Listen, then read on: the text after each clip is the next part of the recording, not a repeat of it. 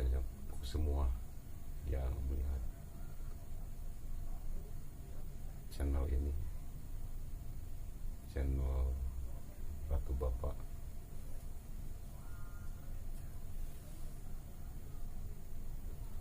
Berhubung ratunya sekarang sekolah bagian pagi, jadi jarang bikin konten. Untuk semua subscriber dan viewers Ratu Bapak, saya ucapkan terima kasih atas dukungannya. Dan kita sekarang untuk mengisi waktu ya, membuat konten sambil menunggu ratunya agak besar dikit.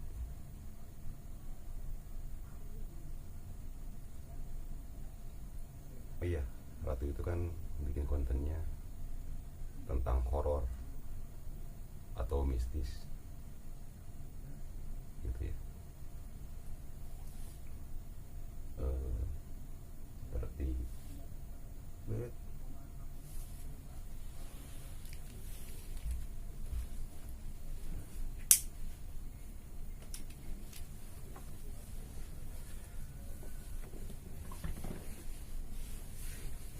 kayak gini kan ya, pocong atau kuntilanak ya. Kan mainannya Ratu, kelihatan kan seperti ini, pocong, kuntilanak, pocong, ini kuntilanaknya.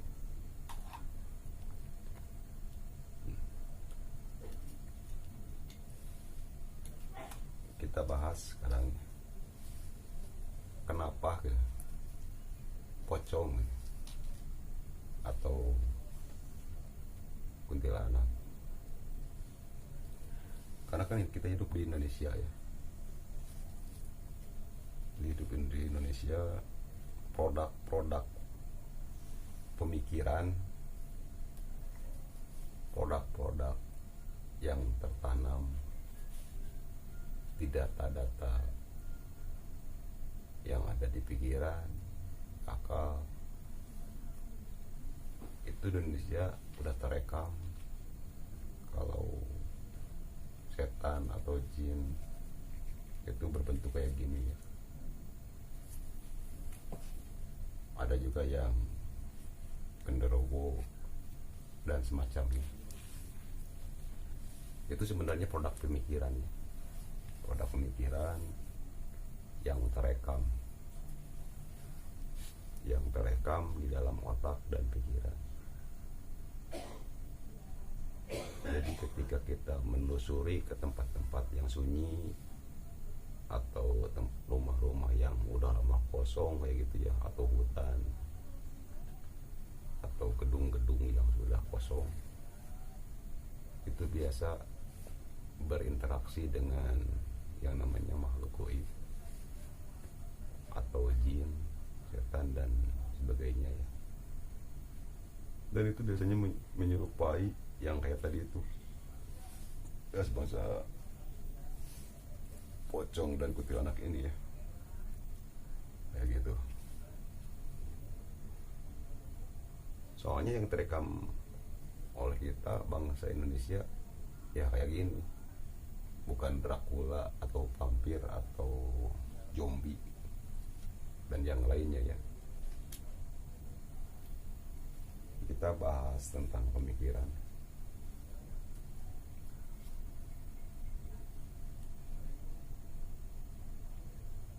Dan kita terapkan di pemikiran Ratu itu bahwa ini tidak akan bisa apa-apa dalam kehidupan. Kenapa? Karena mereka paling suka atau paling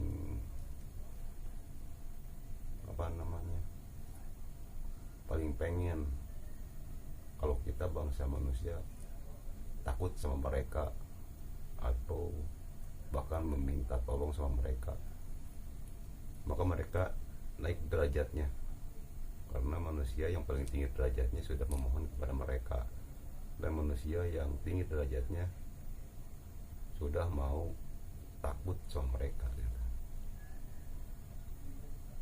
Padahal sesungguhnya mereka itu yang takut kepada kita ya.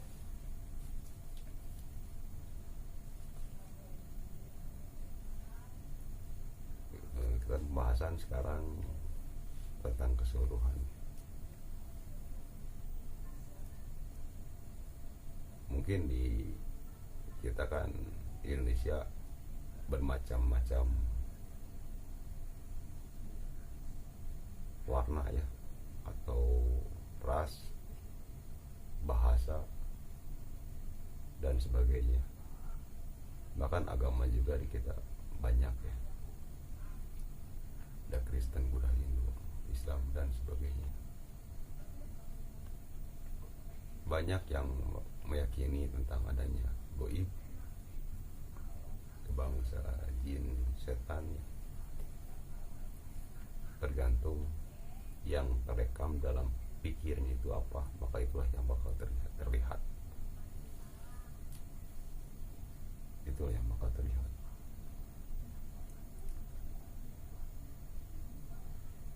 Kita sengaja ditekankan atau diterapkan di pemikiran berat itu, yang terlihat itu orang tua ya, ibu dan ayahnya. Jadi ketika Ratu bersama kita waktu syuting itu tengah malam, jam 12 malam gitu, bersama kita merasa tenang karena ada kita. Jadi bukan takut sama hantunya atau takut sama pocong dan kuntilanaknya, karena Ratu meyakini bahwa doa orang tua itu lebih bermanfaat dan berguna dibanding hantu dan sebagainya. Terkadang pemikiran itu suka melayang kemana-mana ya. Kadang bertentangan dengan nurani. Tetapi kebanyakan orang yang memilih pemikiran daripada nurani. Contoh, berpemikiran, duh, takut ada kutil anak waktu melewati pemakaman. Kata nurani, nggak bakal apa-apa. Tapi nurani itu terkalahkan oleh pemikiran itu sendiri. Jadi kita harus tahu mana pemikiran dan mana penghuni jiwa sejati, biar kita nggak terkecoh oleh pemikiran. Pemikiran akan berjalan seperti yang dia inginkan, karena pemikiran sudah merekam apa yang ada di sekeliling kita, di sekitar kita, dari kecil sampai sekarang. Apa yang terdengar dan terlihat itu akan terekam dalam pemikiran. Gitu sekilas tentang pemikiran-pemikiran yang ada. Ya, sekian dulu ya dari saya pembukaan untuk perkenalan. Mungkin berapa menit?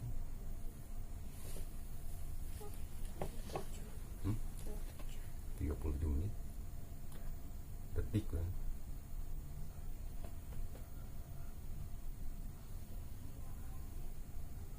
Gitu ya. 8 menit.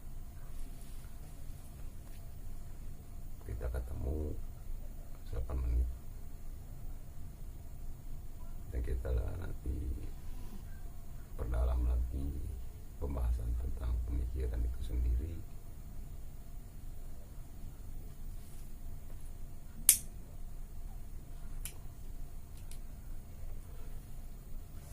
terkadang manusia itu terganggu oleh pemikirannya itu sendiri. Nggak ada kesusahan pun jadi susah oleh pemikiran itu sendiri.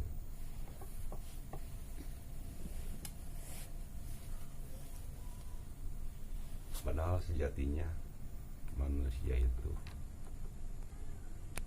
hidupnya tenang, nyaman, dan bahagia. Ceritanya seperti itu. Tapi terkalahkan oleh pemikiran menjadi sesuatu yang rumit, yang tidak penting, yang tidak terlalu penting, dianggap sangat penting. Terkadang seperti itu. Yang tidak terlalu dibutuhkan dianggap sangat dibutuhkan. Itulah pemikiran. Banyak kebahagiaan yang semestinya bisa dicapai dalam kehidupan. Seperti saat ini,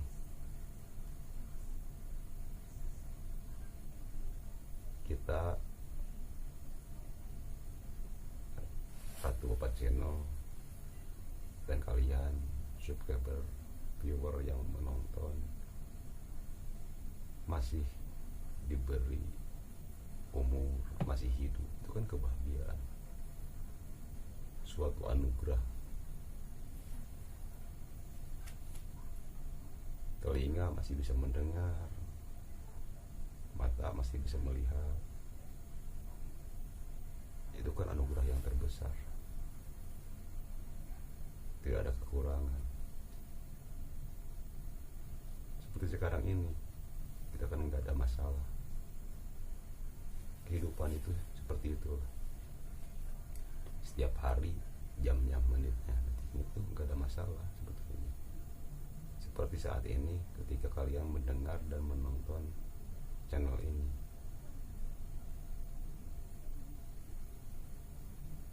mencoba supaya lebih peka apa yang sebenarnya kita pikirkan itu sesuai atau enggak dengan keinginan rohani kita gitu. Wujud itu sebenarnya bakal ditinggalin, tapi rohani bakal lanjut. Tapi terkadang rohani dipimpin oleh pemikiran itu sendiri, bukan rohani yang memimpin pemikiran itu. Jadilah masalah ketika rohani dipimpin oleh pemikiran, maka bakal jadilah masalah, bakal terjadi masalah. Tapi sebaliknya, kalau pemikiran diimbangi atau diseimbangkan oleh rohani, maka tidak akan ada masalah. Kita akan bahagia menikmati hidup saat ini, yang kemarin udah gak bisa terulang kembali, yang ke depan belum tentu kita menjalani, yang kemarin udah gak bisa dirubah, nanti malam, besok pagi belum tentu kita menjalani. Jadi kita harus memanfaatkan sekarang ini yang nyata, sekarang ini yang sedang dialami, sekarang ini waktunya kita bahagia. Jangan menunggu besok. Kalau kita bahagia menunggu besok, belum tentu kita ketemu dengan hari esok gitu. Jadi hari ini buatlah hidup bahagia. Segala sesuatu yang terjadi, yang sudah terjadi, itu tidak akan bisa terulang kembali. Walaupun misalkan di hari tadi kesusahan, masalah dan sebagainya itu tuh udah terlewati. Kenapa harus ke bawah ke sekarang? Yang udah terlewati ya udah, nggak bakal terulang kembali. Hari ini, sekarang ini kita harus bahagia. Jangan terbawa oleh masalah yang tadi. Nikmati, syukuri. Yang tadi udah lewat dan tidak akan terulang kembali. Gitu. Yang tadi udah tidak akan terulang kembali.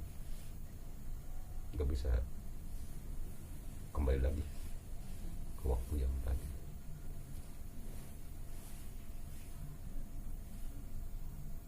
Masalah itu sesungguhnya seperti pupuk ya. Pupuk ujian itu seperti pupuk mengolah diri kita, pemikiran kita, kedewasaan kita, dan cara penyelesaian kita. Apakah akan kembali ke masalah atau kita mencari solusi? Dan solusi itu utamanya di dalam kebahagiaan, ketenangan dan kenyamanan. Ketika kita pengen menyelesaikan masalah tanpa bahagia dan tanpa kenyamanan, maka masalah itu sendiri tidak akan terpecahkan. Tidak akan terpecahkan, apalagi terselesaikan, karena kita menjalaninya dengan tidak bahagia. Maka dari itu pemikiran juga akan, kalau seperti benang kusut, susah diluruskan.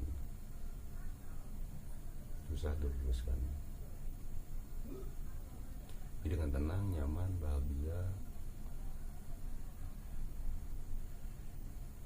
maka itu semua akan terselesaikan dengan sendirinya. Karena bahagia itu ada kunci tertentu untuk mencapai ke sana dalam keadaan apapun. Gitu.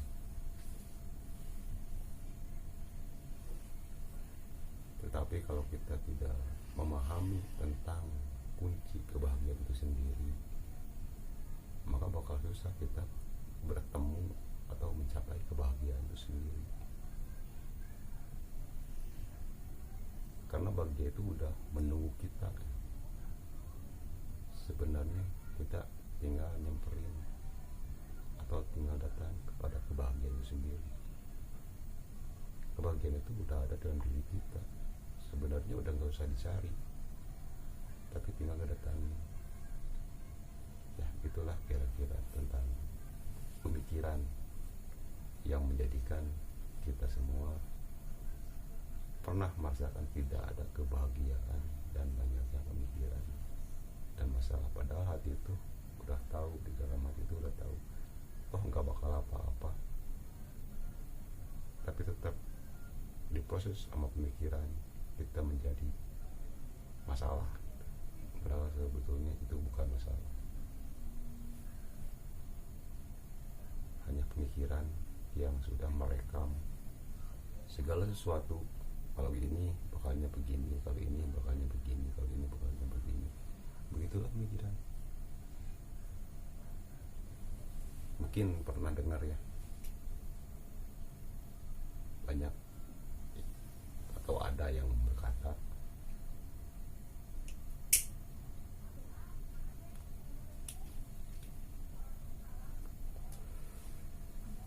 kalau kita nggak kerja nggak bakal makan. Itu pemikiran yang hantu, yang sesungguhnya itu pemikiran hantu yang sesungguhnya itulah pemikiran. Bisa menakut-nakuti diri kita sendiri, padahal yang ditakuti itu belum tentu terjadi. Dikejar-kejar sama pemikiran itu susah untuk ngumpet di mana, karena tidak terlihat tapi nyata. Itulah yang harus dikalahkan oleh kita. Maka kalau kita sudah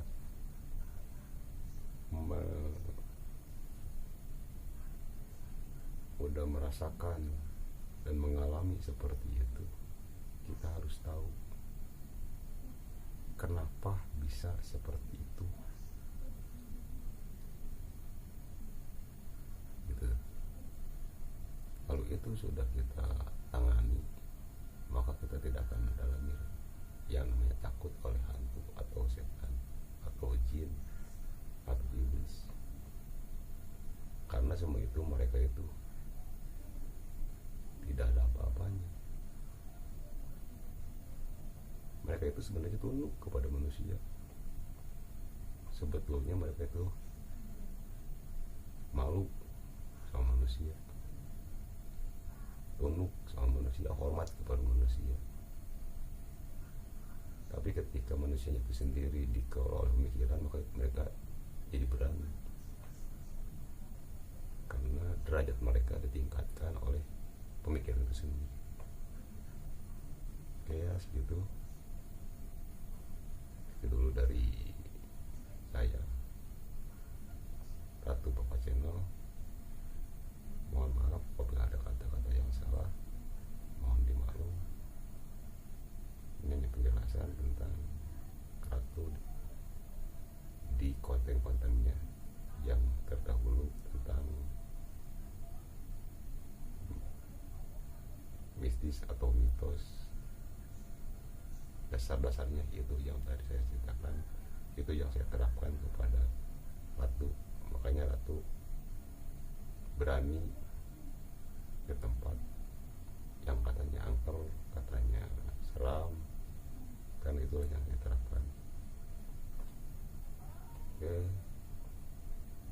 terima kasih sudah menonton dan subscribe di channel Ratu Bapak. Semoga kalian banyak rezekinya, sehat selalu, dan mendapatkan kebahagiaan setiap harinya. Amin. Assalamualaikum warahmatullahi wabarakatuh.